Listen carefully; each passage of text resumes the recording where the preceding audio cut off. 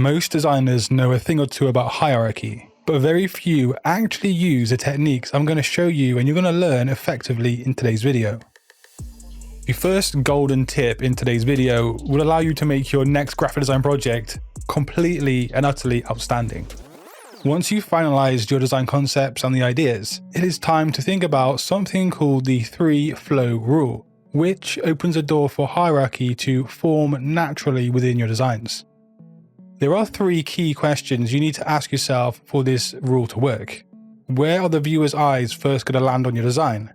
Where are they most likely to look next? And where will the eyes finish? It sounds pretty simple, right? And yeah, it is simple, but it is one of the most foundational and easiest ways to make a viewer actually navigate around your design efficiently. Now take this design by Buck Design. The viewer's journey starts with the bold, large graphics emanating from the bottom right. The angle of these graphics and the position is something we're going to look at later in the video. But on this design, the attention to the viewer moves up to the white heading, which acts as a secondary focus. And that's with a short stop off to the tagline before finally resting on the information in the bottom left, which is the logo. Of course, not every single person will view this design in exactly the same way or the same order, but it provides a clear, streamlined path that helps most viewers absorb the message quickly. When you're applying the 3-flow rule, it's helpful to take a step back. I mean, literally take a step back. Look at your design from a distance or shrink it down to a thumbnail size. If the visual path still feels balanced and easy to follow, you've done something right here. But if it feels chaotic or your eye is bouncing around the place, something is probably off. So try adjusting the balance of contrast, spacing, or alignment until your eye naturally travels through the composition in a calm and controlled way. This small habit will train you to see flow on every single project and not just relying on gut instinct. Hierarchy also relies pretty strongly on rhythm, and they kind of work as a tag team. Rhythm allows your design to feel or gives a sense of movement without anything actually moving. Perfect. By repeating certain visual traits like spacing, type size, or shape proportion, you build a visual beat that viewers unconsciously follow. Now, a great example of this is a bold, modern double-page brochure spread.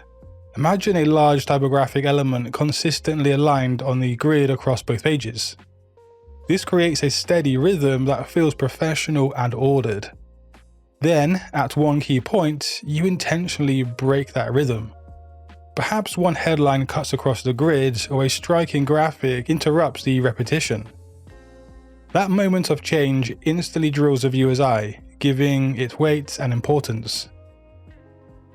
After that initial break catches the viewer's attention, the layout can use alignment, contrast, or supporting text placement to guide the next step on their journey.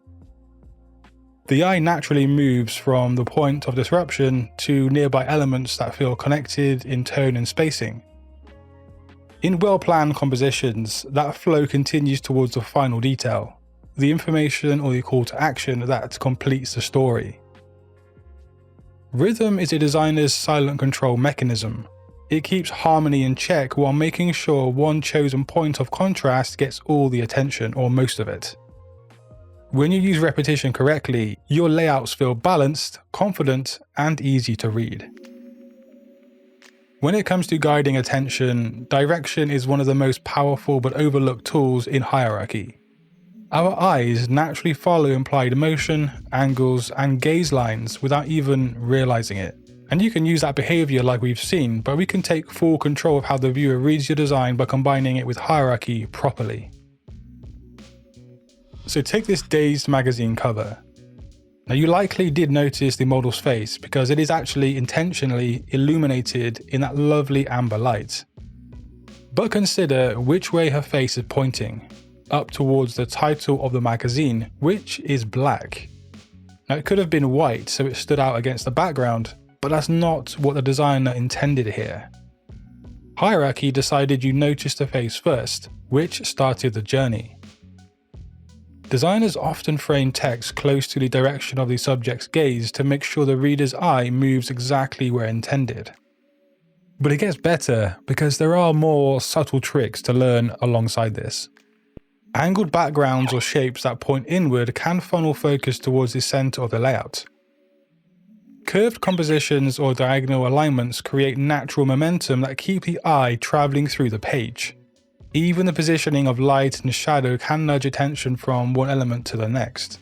This is where directional hierarchy really comes to life here. The goal isn't to create movement, it's actually to create a path of importance.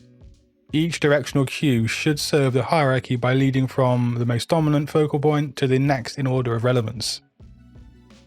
The line of sight, the flow of shapes, and the balance of weight all work together to build that sequence in play. And when this is done well, the viewer doesn't just look at your design, they're actually experiencing it in a deliberate order that reinforces the message. Now let's move on to something that seems obvious but is often poorly executed: size. Size is one of the easiest ways to create hierarchy because our eyes pick up on the fact of size instantly. The larger an element is, the faster it draws attention, simply put. And to structure visual hierarchy using size, think of it in yet another 3 levels: the hook, the secondary detail, and the finisher. Most designers will say the most important part of your design should always be the largest, and while that's true most of the time, there are situations where it's not true.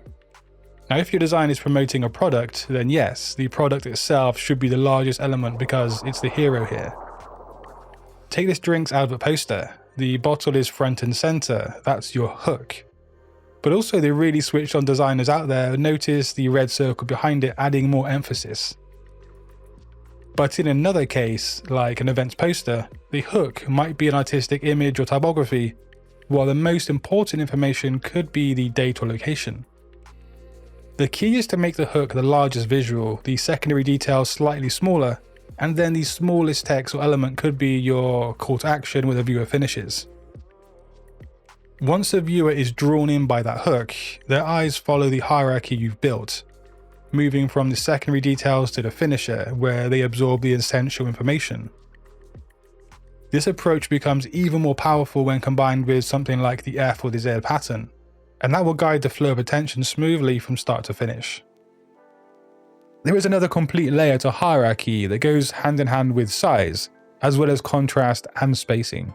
A large element without contrast can still disappear into the layout, and a small element with enough contrast can stand out immediately. Color contrast, texture, even negative or white space can act as size amplifiers. For example, a small white logo on a dark background can feel just as strong or even stronger as a big logo on a cluttered space. So don't think of hierarchy just as size alone. It's size working together with space, tone, and contrast to control visual weight. And here's something most designers actually overlook. Contrast isn't only visual, it's also perceptual. Our brains respond not to just what stands out, but to how that difference is presented in context. You can use contrast pacing, a shift in intensity across your design, and this will control how long the viewer stays engaged. For example, instead of using full contrast across the entire layout, you can create peaks or valleys of energy, high contrast where you want the focus to stand or land, and softer contrast elsewhere to let the eye just rest and glide. This rhythm of contrast helps your hierarchy breathe on the design and be more functional. If you want to learn some more great tips about graphic design, maybe some tips on a different principle, just click the video on screen. But until next time guys, design your future today. Peace.